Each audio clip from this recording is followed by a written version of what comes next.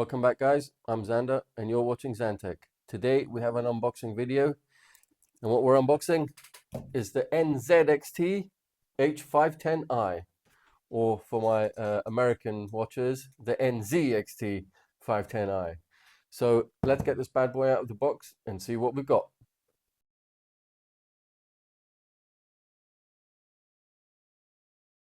Okay, so here it is out of the box. The difference between the NZXT 510 and the 510i is that in this one we get the option of having the vertical GPU mount. There's a 2-slot vertical GPU mount in there, and also an RGB strip, actually 2 RGB strips, which I will show you once we take the glass panel off and we can take a look inside. Also inside the box you will get a smaller box with the manual, all your instructions. You'll get this little baggie. Inside the baggie you will have your cable ties, you will have a few screws, a whole bunch of screws actually, cable ties for all your cable management, and you'll have this audio jack splitter, the 4-pole to a 3-pole, so that you can connect any audio device you like, your headphones and a separate microphone. All comes neatly packaged, everything you need. To take the glass panel off, it really couldn't be simpler. Just take this single thumb screw at the top here, loosen it. Once it's loose, put your thumb here, support the glass so you don't fling it away, and just apply a little bit of pressure to pop it out, and then lift, and that's it out.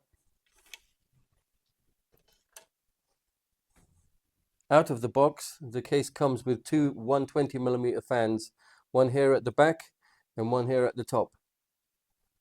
And on the back of the case, you can see the RGB controller that it comes with here. And here's one of the RGB strips.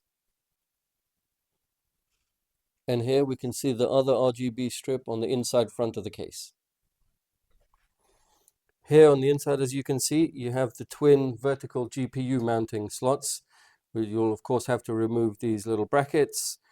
And since this case doesn't come with a vertical GPU mounting kit, that has to be bought separately from NZXT. Now this is a mid-tower case that supports motherboard sizes up to ATX. Now over here you can connect two 3.5-inch SSDs into these brackets behind the motherboard, and one down here in this bay. You also have the option of putting two 3.5-inch drives in this bay here and one on top. By unscrewing the drive bay at the bottom, you have the option of sliding it back and forth maybe an inch, so you can put it in your desired position depending on your cable management or what else you have in there, or you can remove it entirely if it's not needed. As I've mentioned, for the cooling, you've got a rear exhaust fan of 120mm that comes with the case. On the top, you also get a 120mm exhaust fan. The top, you can also fit a 140mm fan if you like. And also, these two bays at the front can support either two 120mm fans or two 140mm fans. But Xander, I want to use water cooling in my case. Have no fear, you can. In this case here, you can use up to a 120mm rad in the back and a 280 rad in the front. So your water cooling needs are sorted with this one. The NZXT 510i supports CPU coolers up to 165mm high. The case will support graphic cards up to 381mm long.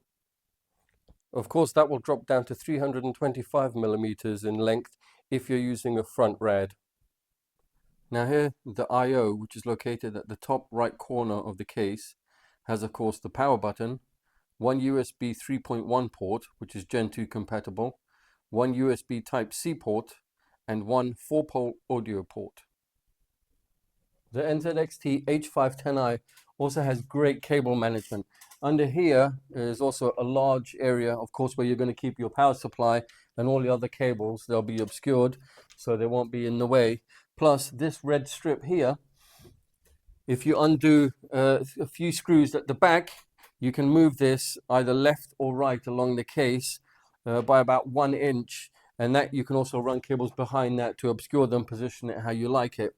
Also, if I just turn it around here, you will see at the back it has cable management tracks that run up and along here, and it's very, very, very good for cable management. You can tuck everything nicely out of the way and have your build looking pristine. And here is a close-up view of the cable management slots down here, as well as getting these lovely Velcro straps to tuck your cables away and secure them.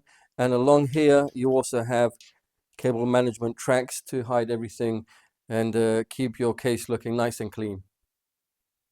Now I'd just like to mention the lighting and fan controller Smart Device V2, which is this thing here. This controls 2 of the LED strips that come with the case pre-installed and 3 PWM fans. The Smart Device V2 is powered by a SATA cable and can be controlled by a USB header. Now you may have noticed with the NZXT H510i that there's no top panel, there's no front panel to come away, it's just one solid piece. So you might be wondering, how the hell am I going to put in a front radiator or any fans? Well, there's these 2 screws here, these thumb screws, they're both captive screws. You just undo them and take it out, and there you go. You attach your radiator or your fans onto this, slide it back in, reattach the thumb screws, and you're good to go. As you can see, I've gone for the black and red option, or that's to say my girlfriend chose this one. This is going to be her build. But if the black and red aesthetic isn't to your taste, they also have 2 more. You can go for a solid black one or a white one. So you have a few options there to choose, whatever takes your fancy. Well, there you go, guys. That was the NZXT H510i. A really fantastic case that I'm super happy with.